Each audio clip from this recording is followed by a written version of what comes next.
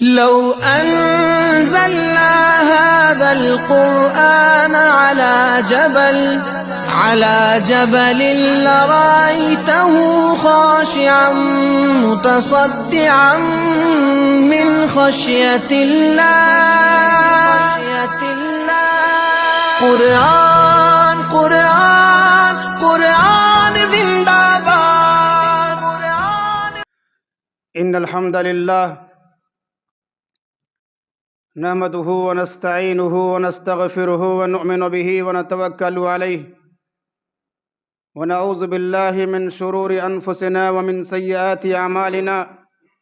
من يهده الله فلا مضل له ومن يضلل فلا هادي له، وأشهد أن لا إله إلا الله وحده لا شريك له، وأشهد أن محمدًا عبده ورسوله. أما بعد، فإن خير الحديث كتاب الله، وخير الهدي هدي محمد صلى الله عليه وسلم، وشر الأمور محدثاتها، وكل محدثة بدعة، وكل بدعة ضلالة، وكل ضلالة في النار. أعوذ بالله من الشيطان الرجيم. بسم الله الرحمن الرحيم. يا أيها الذين آمنوا اتقوا الله حق تقاته ولا تموتن إلا وأنتم مسلمون. يا أيها الناس اتقوا ربكم الذي خلقكم من نفس واحدة وخلق منها زوجها وبث منهما رجالا كثيرا ونساء، واتقوا الله الذي تساءلون به والأرحام، إن الله كان عليكم رقيبا. يا أيها الذين آمنوا اتقوا الله وقولوا قولا سديدا يصلح لكم أعمالكم ويغفر لكم ذنوبكم، ومن يطع الله ورسوله فقد فاز فوزا عظيما. وقال الله تعالى: كنتم خير أمة أخرجت للناس تأمرون بالمعروف وتنهون عن المنكر وتؤمنون بالله. تمام قسم کی حمد و ثنا، کبریائی اور بڑائی، تعریف و توصیف خالق ارض و سما کے لیے لائق و سزاوار ہے، اور بیش بہا انگنت لا تعداد بے حساب درود و سلام کے پھول نچھاور ہوں امام الانبیاء، قدوۃ الصلحاء، شافع روز جزا، شفیع المذنبین، تاجدار مدینہ جناب محمد الرسول اللہ صلی اللہ علیہ وسلم کی ذات گرامی پر. سب سے پہلے میں ان تمام حضرات سے گزارش کروں گا جو ٹیک لگا کر کے بیٹھے ہوئے ہیں، وہ بالکل سیدھا بیٹھ جائیں، کیونکہ اللہ کے نبی جناب محمد رسول اللہ صلی اللہ علیہ وسلم نے خطبے کی حالت میں دونوں پاؤں کو کھڑا کر کے بیٹھنے سے منع فرمایا ہے. برادران اسلام، نوجوانان ملت اسلامیہ، پردہ نشین مائیں اور بہنیں، آج کے اس دور میں بڑی تیزی کے ساتھ برائیاں معاشرے اور سماج کے اندر پنپ رہی ہیں. دین کے نام پر بدعات اور خرافات لوگ انجام دے رہے ہیں، شرک عام ہو رہا ہے. اسی طرح سے نوجوان نسل غیروں کی مشابہت اختیار کر کے فخر محسوس کر رہی ہیں. ایسے حالات میں ہم تمام مسلمانوں کو چاہیے، جو واقعی مسلمان ہیں، جو اپنے آپ کو قرآن اور حدیث کا ماننے والا کہتے ہیں، انہیں چاہیے کہ وہ برائیوں کے مقابلے میں کھڑے ہو جائے، دعوت کا کام کرے، لوگوں تک کتاب و سنت کو پہنچائے، صحیح دین پہنچائے، بدعات سے روکنے کی کوشش کرے، شرک کی قباحت کو لوگوں کے سامنے بیان کرے۔ ہم سب کے نبی جناب محمد رسول اللہ صلی اللہ علیہ وسلم نے ارشاد فرمایا ہے، جو صحیح مسلم حدیث نمبر 49 کے اندر روایت موجود ہے کہ من رأى منکم منکرا فلیغیرہ بیدہ فإن لم یستطع فبلسانہ فإن لم یستطع فبقلبہ وذلک اضعف الایمان۔ نبی اکرم جناب محمد رسول اللہ صلی اللہ علیہ وسلم نے ارشاد فرمایا کہ جو بھی شخص تم میں سے برائی کو ہوتا ہوا دیکھے، اس سے چاہیے کہ اس برائی کو اپنے ہاتھ سے روکنے کی کوشش کرے۔ اگر ہاتھ سے روکنے کی طاقت موجود نہ ہو تو اس برائی کو اپنی زبان سے روکنے کی کوشش کرے، اس برائی کی خرابی کو لوگوں کے سامنے بیان کرے۔ اور اگر زبان سے بھی روکنے کی استطاعت موجود نہ ہو، تب اللہ کے نبی جناب محمد رسول اللہ صلی اللہ علیہ وسلم نے ارشاد فرمایا کہ اپنے دل سے برا جانے، لیکن اپنے ہاتھ سے برائی کو نہ روکنا، اپنی زبان سے برائی کو نہ روکنا، صرف اپنے دل سے برا جاننا، یہ کمزور ترین ایمان میں سے ہے۔ میرے عزیزو، ہم سب کو اپنا ایمان قوی اور مضبوط کرنا پڑے گا۔ کیا ہمارے اندر اتنی استطاعت موجود نہیں ہے کہ ہم اپنے گھر والوں سے، اپنے بھائیوں سے، اپنے بیٹوں سے، اپنے والدین سے، رشتہ داروں سے، اپنے محلے والوں سے، اپنے دوست احباب سے کہہ سکیں کہ نماز کا وقت ہو چکا ہے، نماز کے لیے چلا جائے؟ کیا ہمارے اندر اتنی استطاعت موجود نہیں ہے کہ لوگوں کے سامنے کتاب و سنت کو پیش کر سکیں، لوگوں کے سامنے یہ کہہ سکیں کہ تعویذ پہننا اللہ کے نبی جناب محمد رسول اللہ صلی اللہ علیہ وسلم نے منع فرمایا ہے؟ کیا ہم لوگوں کے سامنے بدعات کی قباحت کو بیان کرنے کی استطاعت نہیں رکھ سکتے؟ ضرور رکھ سکتے ہیں، لیکن اس کے باوجود ہم دعوت دین میں، دعوت اللہ میں بہت پیچھے ہیں۔ ہم سب کے نبی جناب محمد رسول اللہ صلی اللہ علیہ وسلم اپنی امت کے لیے کس قدر تڑپتے تھے، اللہ رب العالمین نے آپ کی تڑپ کو قرآن کریم سورہ کہف سورت نمبر 18 آیت نمبر 6 کے اندر بیان فرمایا ہے۔ فَلَعَلَّكَ بَاخِعٌ نَفْسَكَ عَلَىٰ آثَارِهِمْ إِن لَّمْ يُؤْمِنُوا بِهَٰذَا الْحَدِيثِ أَسَفًا، کہ اگر یہ لوگ ایمان نہیں لائیں تو ایسا محسوس ہوتا ہے کہ آپ مارے غم کے اپنے آپ کو ہلاک کر ڈالیں گے۔ یہ تڑپ ہمارے اندر کب پیدا ہوگا؟ لوگوں کو برائیوں سے روکنے کی تڑپ ہمارے اندر کب پیدا ہوگا؟ کتاب و سنت کو عام کرنے کا جذبہ ہمارے دلوں کے اندر کب پیدا ہوگا؟ کب ہمارے اندر یہ شعور پیدا ہوگا کہ کتاب و سنت کی بات کو عام کرنا چاہیے، دعوت و تبلیغ کا کام کرنا چاہیے؟ ہمارے اندر کب یہ احساس پیدا ہوگا کہ دعوت کا کام بھی اللہ رب العالمین نے امت مسلمہ کے ذمہ رکھا ہے؟ پتہ ہے، آج سے 1400 سال پہلے ہم سب کے نبی جناب محمد رسول اللہ صلی اللہ علیہ وسلم کی آمد سے پہلے بھی ظلم عام تھا، برائیاں عام تھیں، چھوٹی چھوٹی بچیوں کو زندہ درگور کر دیا جاتا تھا، انتقام لینے کا ملعون جذبہ تھا، بدلہ لینے کی مکروہ خواہش تھی، دشمن کو نیچا دکھانے کی ناپاک ذہنیت تھی، اپنے حریف کو، اپنے مخالف کو ذلیل کرنے کی تمنا تھی۔ ایک جان کے بدلے میں جب تک سینکڑوں جانیں نہیں چلی جاتی تھی، کسی کو چین نہیں آتا تھا۔ آن کی آن میں انسانی لاشیں خاک و خون میں تڑپنے لگتی تھیں، دنیا کا امن و امان معدوم ہو چکا تھا، انسان کے دلوں کے اندر درد نہیں تھا، درد مندی کا احساس نہیں تھا، انسان تھے مگر حیوان سے بدتر تھے۔ ایسے حالات میں اللہ رب العالمین نے امام الانبیاء جناب محمد رسول اللہ صلی اللہ علیہ وسلم کو نبی بنا کر کے مبعوث فرمایا۔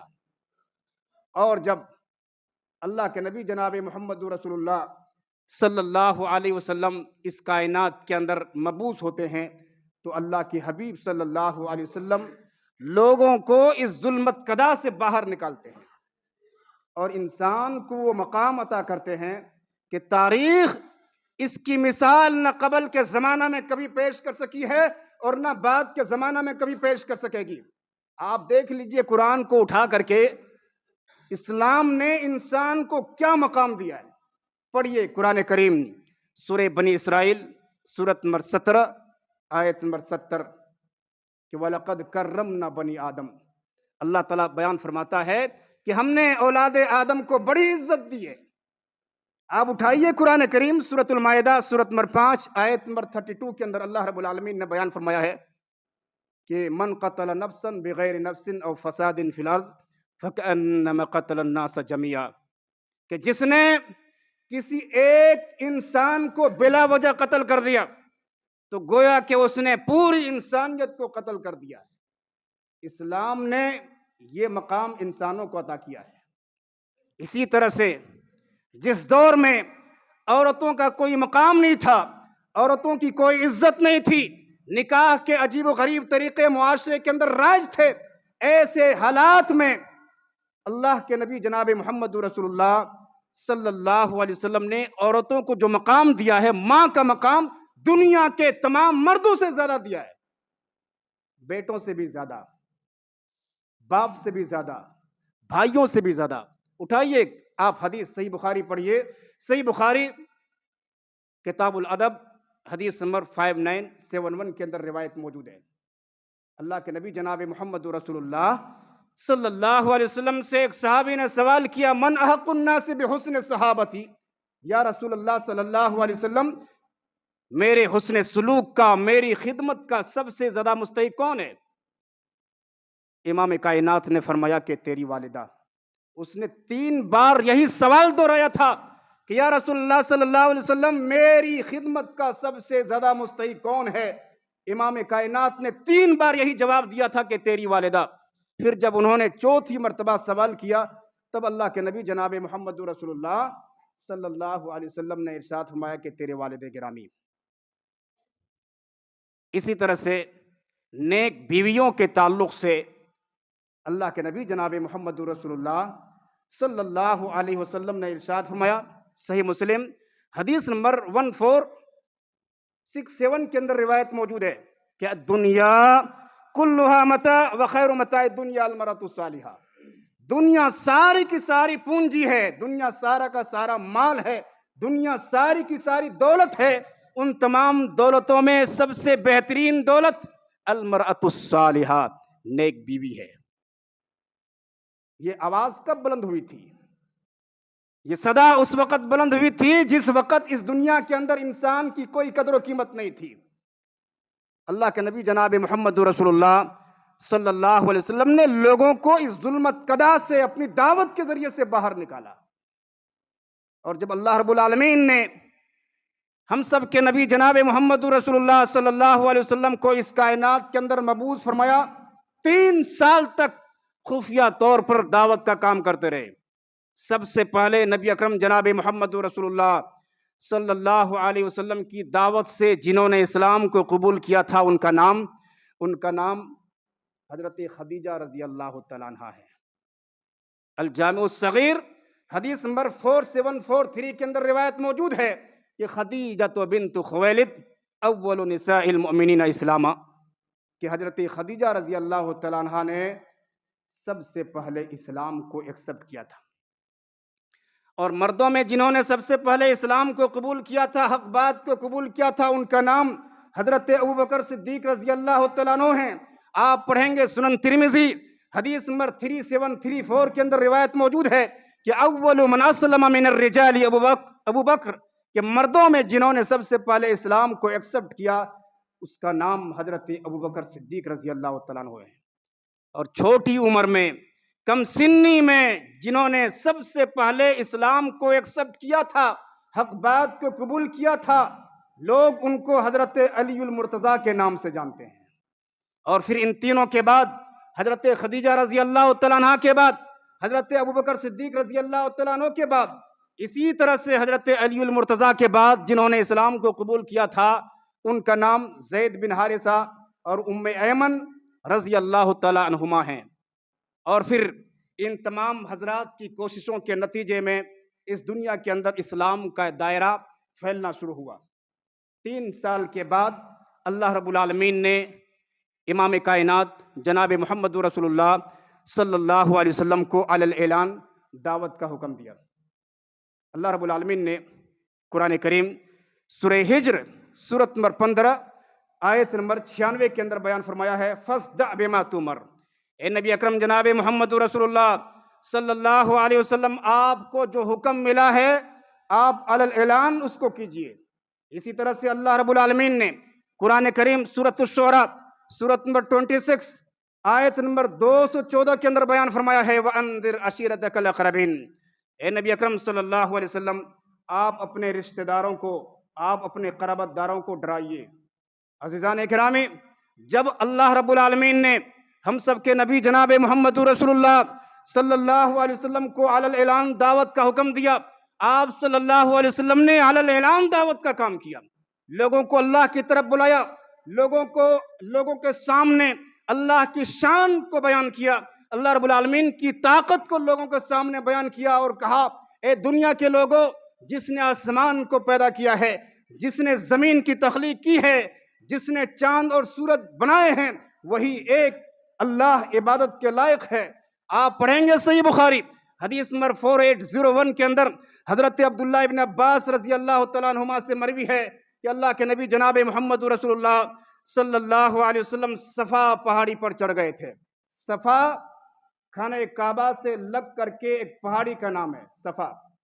صفا سے لگ کر کے مروہ پہاڑی ہے۔ صفا اور مروہ یہ 2 ایسی پہاڑیاں ہیں کہ جو حاجی، اسی طرح سے جو عمرہ کرنے والے ان 2 پہاڑیوں کا چکر نہیں لگاتے، اس کا حج بھی باطل ہو جاتا ہے اور اس کا عمرہ بھی باطل ہو جاتا ہے۔ تو ہم سب کے نبی جناب محمد رسول اللہ صلی اللہ علیہ وسلم صفا پہاڑی پر چڑھ کر کے اعلان لگایا تھا، صدا لگائے تھی، یا صباحا۔ یہ الفاظ جو بھی اس کی ندا لگاتے تھے، لوگ جمع ہو جاتے تھے اور یہ سمجھتے تھے کہ کوئی انہونی چیز ہونے والی ہے۔ اللہ کے نبی جناب محمد رسول اللہ صلی اللہ علیہ وسلم نے اسی الفاظ کا استعمال فرمایا اور ندا لگائی، یا صباحا۔ لوگ جمع ہو گئے، مختلف قبیلے کے لوگ جمع ہو گئے۔ تو ہم سب کے نبی جناب محمد رسول اللہ صلی اللہ علیہ وسلم نے ایک قبیلے سے خطاب کرتے ہوئے فرمایا تھا، اے بنی عدی، اے بنی فیر، اے بنی عبد المطلب، ارائیتکم ان خیلا بالوادی ترید ان تغیر علیکم۔ کہ اگر میں کہوں کہ اس پہاڑ کے پیچھے ایک لشکر جرار موجود ہے جو تم پر حملہ کرنا چاہتا ہے، کیا تم میری بات کو مانو گے؟ اکنتم مصدقین، کیا تم لوگ میری بات کی تصدیق کرو گے؟ تمام نے کیا کہا تھا؟ ما جربنا علیک الا صدقا، ہم نے تو آپ کو ہمیشہ سچ بولتے ہوئے پایا ہے، ہم ضرور آپ کی بات کو مانیں گے۔ میرے عزیزو، سب سے پہلے ہم سب کے نبی جناب محمد رسول اللہ صلی اللہ علیہ وسلم نے اپنی حیثیت کو منوایا، اپنی ذات کو منوایا۔ پوچھا لوگوں سے، کیا تم نے کبھی مجھے جھوٹ بولتے ہوئے پایا ہے؟ کیا تم نے مجھے کبھی گالی دیتے ہوئے دیکھا ہے؟ کیا تم نے کبھی مجھے کسی کو برا بھلا کہتے ہوئے سنا ہے؟ میرے عزیزو، تو سب سے پہلے اپنی ذات کو منوانا پڑے گا، اپنی حیثیت کو منوانا پڑے گا۔ دعوت سے پہلے لوگوں کو یہ بتلانا پڑے گا کہ فلاں دائی اگر گزر رہے ہیں تو بڑا امین ہے، بڑا خیر خواہ ہے، بڑا صادق ہے، بڑے اچھے ہیں۔ مولانا مقبول اگر گزر رہا ہے، جناب امجد صاحب اگر گزر رہے ہیں، جناب عبد الرحمن صاحب اگر گزر رہے ہیں، فلاں گزر رہے ہیں، فلاں مسجد کے مصلی ہیں، بڑے اچھے انسان ہیں، تو پہلے اپنی حیثیت کو منوانا پڑے گا۔ ہم سب کے نبی جناب محمد رسول اللہ صلی اللہ علیہ وسلم نے پہلے اپنی حیثیت کو منوایا۔ لوگوں نے کہا، ما جربنا علیک الا صدقا، کہ ہم نے تو آپ کو کبھی بھی جھوٹ بولتے ہوئے نہیں پایا، آپ تو ہمارے امین ہیں، آپ ہمارے صادق ہیں۔ جب لوگوں نے یہ گواہی دی، اسی وقت اللہ کے نبی جناب محمد رسول اللہ صلی اللہ علیہ وسلم نے کہا تھا قولوا لا الہ الا اللہ تفلحوا، اس بات کا اقرار کر لو کہ اللہ کے سوا کوئی عبادت کے لائق نہیں ہے، کوئی ایسی ہستی نہیں ہے جس کے سامنے اپنے سر کو خم کیا جائے، کوئی ایسی ہستی نہیں ہے جس کے سامنے مرادیں رکھی جائیں، کوئی ایسی ہستی نہیں ہے جس سے دعا کی جائے۔ تو اللہ کے نبی جناب محمد رسول اللہ صلی اللہ علیہ وسلم نے دعوت کا کام کیا علی الاعلان، لوگوں سے کہا قولوا لا الہ الا اللہ تفلحوا۔ پھر آگے اللہ کے نبی جناب محمد رسول اللہ صلی اللہ علیہ وسلم نے یہ بات ارشاد فرمائی فإنی نذیر لکم بین یدی عذاب شدید، کہ لوگوں میں تمہیں سخت عذاب سے پہلے ڈرانے والا ہوں۔ عزیزان گرامی، ابھی تھوڑی دیر پہلے جن لوگوں نے آپ کو امین کہا تھا، جن لوگوں نے آپ کو صادق کہا تھا، جن لوگوں نے آپ کو سچا کہا تھا، جن لوگوں نے آپ کو امانت دار کہا تھا، یہ آواز سننے کے بعد سارے کے سارے لوگوں کی زبانیں خاموش ہو گئی۔ کسی نے بھی اس وقت اللہ کے نبی جناب محمد رسول اللہ صلی اللہ علیہ وسلم کی بات کو ایکسپٹ نہیں کیا تھا، بلکہ آپ کے چچا ابو لہب نے آگے بڑھ کر کے گستاخانہ انداز میں کہا تھا تبا لک لہذا جمعتنا، تیرے لیے بربادی ہو، کیا تو نے ہمیں اسی لیے جمع کیا تھا؟ میرے عزیزوں، میرے دوستوں، کیا ہم سب کے نبی جناب محمد رسول اللہ صلی اللہ علیہ وسلم کو ان باتوں سے تکلیف نہیں پہنچتی تھی؟ کیا ہم سب کے نبی جناب محمد رسول اللہ صلی اللہ علیہ وسلم کو ان حرکتوں سے صدمہ نہیں پہنچتا تھا؟ ضرور پہنچتا تھا، لیکن نبی اکرم جناب محمد رسول اللہ صلی اللہ علیہ وسلم کے نزدیک ان تکلیفوں سے کہیں زیادہ، ان پریشانیوں سے کہیں زیادہ، ان صدموں سے کہیں زیادہ دعوت و تبلیغ کا مشن فوقیت رکھتا تھا۔ نبی اکرم جناب محمد رسول اللہ صلی اللہ علیہ وسلم کی مخالفت کا عالم یہ تھا کہ جب آپ نے لوگوں کو ایک اللہ کی طرف بلانا شروع کیا تو آپ کے سامنے رشوتیں پیش کی گئی تھیں، ترغیب کے پھندے ڈالے گئے تھے۔ امام کائنات سے کہا گیا تھا کہ اگر آپ کو مال چاہیے، اگر آپ کو دولت چاہیے تو ہم آپ کے قدموں میں دولت کا انبار لگا کر کے دنیا کا سب سے بڑا انسان آپ کو بنا دیں گے۔ اگر آپ کو سرداری چاہیے تو آج ہی آپ ہمارے سردار بن جائیں، لیکن اس دعوت سے باز آ جائیں۔ لیکن میرے عزیزوں، نبی اکرم جناب محمد رسول اللہ صلی اللہ علیہ وسلم کو ترغیب کے کوئی بھی پھندے آپ کو پھنسا نہیں سکے۔ جب ترغیب کے پھندے کوئی کام نہیں آئے، رشوتیں کام نہیں آئی، تو امام کائنات جناب محمد رسول اللہ صلی اللہ علیہ وسلم پر ظلم کے پہاڑ توڑے گئے تھے۔ آپ امام الانبیاء ہیں، نبیوں کے امام ہیں، دنیا کے سب سے افضل انسان ہیں، نماز پڑھتے ہیں، رکوع میں جاتے ہیں، سجدہ کرتے ہیں۔ ہم سب کے نبی جناب محمد رسول اللہ صلی اللہ علیہ وسلم کی پیٹھ پر، مکہ کی سرزمین کے اندر آپ کی پیٹھ پر اونٹ کی اوجھلی رکھ دی جاتی تھی۔ نبی اکرم جناب محمد رسول اللہ صلی اللہ علیہ وسلم کی مخالفت کا عالم یہ تھا کہ عقبہ بن ابی معیط نے نبی اکرم صلی اللہ علیہ وسلم کی گردن پر چادر ڈال کر کے اس انداز میں کھینچا تھا کہ امام کائنات گھٹنوں کے بل گر پڑے تھے۔ اسی وقت حضرت ابوبکر صدیق رضی اللہ تعالیٰ عنہ آگے آتے ہیں اور آپ کا دفاع کرتے ہوئے کہتے ہیں اتقتلون رجلا ان یقول ربی اللہ۔ اٹھائیے صحیح بخاری حدیث نمبر 3678 کے اندر روایت موجود ہے۔ حضرت ابوبکر صدیق رضی اللہ تعالیٰ عنہ نے کہا تھا کیا تم ایک ایسے آدمی کو قتل کر دینا چاہتے ہو، مار ڈالنا چاہتے ہو جو صرف یہ کہتا ہے کہ میرا رب اللہ ہے، جو اپنے رب کی جانب سے واضح دلائل کو لے کر کے آیا ہے؟ میرے عزیزوں، آخر آج ہم دعوت کا کام کیوں نہیں کرتے؟ کیا ہماری یہ ذمہ داری نہیں ہے کہ ہم رب کے قرآن کو عام کریں اور نبی اکرم جناب محمد رسول اللہ صلی اللہ علیہ وسلم کے فرمان کو عام کریں؟ آخر ہمیں اور آپ کو کس چیز نے روکا ہے دعوت سے؟ کیا ہماری پیٹھ پر کسی نے اونٹ کی اوجھلی رکھی ہے؟ کیا ہمارے غریبان کو کسی نے پکڑا ہے؟ کیا دعوت و تبلیغ کی وجہ سے کسی نے ہمیں تکلیف پہنچائی ہے؟ نہیں پہنچائی ہے۔ اس کے باوجود ہم ایک فریضے سے غافل ہیں۔ آپ دیکھ لیجئے صحابہ کرام رضوان اللہ تعالیٰ علیہ مجمعین کی زندگی کو اٹھا کر کے، جن لوگوں نے بھی اسلام کو قبول کیا تھا مکہ کی زندگی میں، انہیں بہت زیادہ تکلیفوں سے دوچار کیا گیا تھا۔ حدیث کی کتابوں کو آپ پڑھیے، تاریخ کی کتابوں کا مطالعہ کیجیے، پڑھیے دلائل النبوہ للبیہقی، پڑھیے السیرۃ النبویہ لابن ہشام، پڑھیے امام ابن جوزی کی صفۃ الصفوہ. ان تمام کتابوں کے اندر صحابہ کرام رضوان اللہ تعالی علیہم اجمعین کے واقعات موجود ہیں کہ کس طرح سے انہوں نے ظلم سہے تھے اس دنیا کے اندر. حضرت بلال رضی اللہ تعالیٰ عنہ کو مکہ کی تپتی ہوئی ریگزار زمین کے اندر گھسیٹا گیا تھا. حضرت بلال رضی اللہ تعالیٰ عنہ کو ننگا کر کے مکہ کے تپتے ہوئے ریگزار زمین پر لٹا کر کے ان کے سینے میں گرم پتھر رکھا جاتا تھا. آپ حضرت سمیہ رضی اللہ تعالیٰ عنہ کے واقعہ کو پڑھ لیجئے. جب انہوں نے اسلام کو قبول کیا، 2 اونٹ کے اندر 2 اونٹ کو رکھ کر کے سامنے رکھ کر کے حضرت سمیہ رضی اللہ تعالیٰ عنہ کی 2 ٹانگوں کو 2 اونٹوں کے ساتھ باندھ دیا گیا تھا اور پھر انہیں 2 ٹکڑے کر دیے گئے تھے. آپ پڑھیے حضرت زنیرہ رضی اللہ تعالیٰ عنہ کے واقعہ کو. ابو جہل نے انہیں اتنا مارا تھا، اتنا انہیں ٹارچر کیا تھا کہ حضرت زنیرہ رضی اللہ تعالیٰ عنہ اندھی ہو گئی تھی.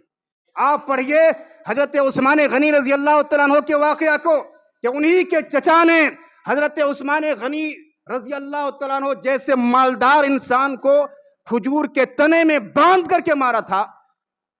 کیا ہمیں یہ واقعات یاد نہیں ہیں؟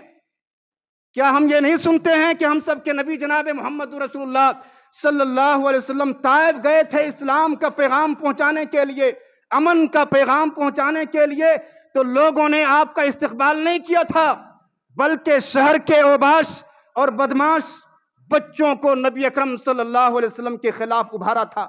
کیا ہم نہیں جانتے ہیں کہ طائف کے اوباش اور بدماش بچوں نے نبی اکرم جناب محمد رسول اللہ صلی اللہ علیہ وسلم پر اتنے پتھر برسائے تھے کہ ہم سب کے نبی جناب محمد رسول اللہ صلی اللہ علیہ وسلم کا جسم لہو لہان ہو گیا تھا. اتنا خون نکلا تھا کہ نبی اکرم جناب محمد رسول اللہ صلی اللہ علیہ وسلم کی جوتیوں میں خون جم گیا تھا. اور اسی سفر میں اللہ کے نبی جناب محمد رسول اللہ صلی اللہ علیہ وسلم تکلیف کی شدت کی وجہ سے بے ہوش ہو گئے تھے. حضرت زید بن حارثہ رضی اللہ تعالیٰ عنہ امام کائنات جناب محمد رسول اللہ صلی اللہ علیہ وسلم کے ساتھ تھے. آپ کا دفاع کرتے ہوئے انہیں بھی چوٹیں آئی تھی، اور جب اللہ کے نبی صلی اللہ علیہ وسلم کو ہوش آیا تھا، آپ قریب کے ایک باغ میں تشریف لے گئے تھے جو عتبہ اور شیبہ کا باغ تھا، ابنائے ربیعہ کا باغ تھا. ہم سب کے نبی جناب محمد رسول اللہ صلی اللہ علیہ وسلم وہاں تھوڑی دیر آرام فرمانے کے بعد مکہ کی سرزمین واپس لوٹنے لگتے ہیں. اور جب آپ کرنے منازل پہنچتے ہیں، کرنے منازل پتہ ہے، کرنے منازل میقات کا ایک نام ہے، طائف سے قریب ہے، جہاں پر حجاج کرام اور معتمرین عمرہ کرنے والے احرام باندھتے ہیں.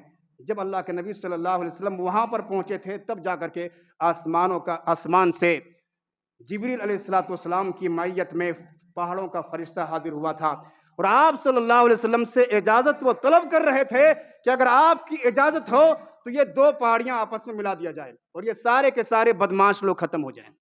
لیکن ہم سب کے نبی جناب محمد رسول اللہ صلی اللہ علیہ وسلم نے اجازت نہیں دی. کیونکہ اللہ کے نبی جناب محمد رسول اللہ صلی اللہ علیہ وسلم پوری کائنات کے لوگوں کے لیے رحمت بنا کر کے بھیجے گئے تھے. آپ اپنوں کے لیے بھی رحمت تھے، غیروں کے لیے بھی رحمت تھے. دنیا کے چپے چپے کے لیے ہم سب کے نبی جناب محمد رسول اللہ صلی اللہ علیہ وسلم رحمت بنا کر کے بھیجے گئے تھے. امام کائنات نے فرشتوں کو جو جواب دیا ہے وہ جواب صحیح بخاری حدیث نمبر 3231 کے اندر موجود ہے. بل ارجو ان یخرج اللہ من اصلابہم من یعبد اللہ وحدہ لا یشرک بہ شیئا. مجھے امید ہے کہ اگر یہ لوگ ایمان نہیں لائیں گے، ان لوگوں نے ہمیں تکلیف دی ہے، ہمیں گوارا ہے، لیکن مجھے اس بات پر پورا یقین ہے کہ ان کی نسل ضرور ایمان لائے گی. تو یہ ہم سب کے نبی جناب محمد رسول اللہ صلی اللہ علیہ وسلم کے اخلاق کریمہ تھے. اللہ کے نبی صلی اللہ علیہ وسلم نے اپنے اخلاق حسنہ کے ذریعے سے بھی لوگوں کو ایک اللہ کی طرف بلایا تھا. میرے عزیزو دوستو، آج ساری برائیاں، ساری خامیاں ہمارے اندر موجود ہیں. آج لوگوں کو برائیوں سے کون روکے گا؟ آج معاشرہ اور سماج سے برائیوں کا خاتمہ کون کرے گا؟ آج پردہ نشین ماں اور بہنوں کی عفت و عصمت کا محافظ کون بنے گا؟ آج مادیت کے رو میں بہنے والوں کو روحانیت کا درس کون دے گا؟ آج ہمارا حال کیا ہے پتہ؟ ہماری نظروں کو، آپ کی نظروں کو مغربی تہذیب کی، مغربی کلچر کی چمک دمک نے ہماری اور آپ کی نظروں کو خیرہ بنا دیا ہے۔ آج ہمارا حال یہ ہے کہ ہم اپنی بہنوں کے ساتھ، ہم اپنی بیویوں کے ساتھ، اپنی ماؤں کے ساتھ، محرم اور غیر محرم عورتوں کے ساتھ بیٹھ کر کے فحش اور گندے مناظر سے لطف اندوز ہوتے ہیں اور ہمیں اس کے نقصانات کا احساس تک نہیں ہوتا۔ میرے عزیزو، آج پوری دنیا، اقوام عالم امت مسلمہ کو اس صفحے ہستی سے مٹانے کی سازشیں رچ رہی ہے۔ پوری دنیا مسلمانوں کا خاتمہ چاہتی ہیں، اسلام کا خاتمہ چاہتی ہیں، اس کے باوجود آج ہم سو رہے ہیں، غفلت کی زندگی گزار رہے ہیں۔ ہمارے اندر کبھی یہ احساس نہیں ہوتا کہ ہم سب کے نبی جناب محمد رسول اللہ صلی اللہ علیہ وسلم نے بڑی تکلیفوں کے بعد اسلام کو سینچا تھا۔ ہمارے اندر یہ احساس پیدا نہیں ہوتا کہ ہم سب کے نبی جناب محمد رسول اللہ صلی اللہ علیہ وسلم کے اصحاب نے بڑے ظلم ستم سہے تھے، تب جا کر کے یہ اسلام ہم تک پہنچا ہے۔ آخر ہمارے اندر بیداری کب آئے گی؟ کب ہم اللہ رب العالمین کی دعوت کو عام کریں گے؟ کب لوگوں کو ایک اللہ کی طرف بلائیں گے؟ کب لوگوں کو یہ بتلائیں گے کہ 15ویں شعبان کا روزہ اسلام میں نہیں ہے؟ کب لوگوں کو یہ بتلائیں گے کہ شب معراج میں جو عبادتیں کی جاتی ہیں خاص کر کے اس کا ثبوت حدیث کی کتابوں کے اندر موجود نہیں ہے؟ کب لوگوں کو بدعات سے روکیں گے؟ کب لوگوں کو شرکیات سے روکیں گے؟ کب لوگوں کو خرافات سے روکیں گے؟ کب مسلمان بیدار ہوں گے؟ کب مسلمان کتاب و سنت پر عمل کریں گے؟ یاد رکھیے، اگر ہم بیدار نہیں ہوئے اب بھی وقت باقی ہے۔ اگر ہم نہیں جاگے تو پھر اس کائنات کے اندر ذلت کی زندگی جو گزار رہے ہیں، اس دنیا کے اندر بھی ذلت کی زندگی ہماری مقدر میں ہوگی اور آخرت کے اندر بھی ذلت اور رسوائی ہوگی۔ جہنم کی آگ ایسے لوگوں کے لیے بھڑکائی گئی ہے جس کے اندر کوئی فکر نہیں۔ تو میرے عزیزوں، دوستوں اور بزرگوں، ضرورت ہے اس بات کی کہ ہم دعوت کا کام کریں، لوگوں کو ایک اللہ کی طرف بلائیں، خود کتاب و سنت پر عمل کریں، دوسروں کو بتلائیں، تب جا کر کے یہ دین پھیلے گا، قرآن کی بات پھیلے گی، نبی اکرم جناب محمد رسول اللہ صلی اللہ علیہ وسلم کا کلام عام ہوگا۔ رب العالمین ہم تمام کو اس کی توفیق عطا فرمائے، آمین۔ وصلی اللہ علی نبینا محمد وآلہ وصحبہ اجمعین۔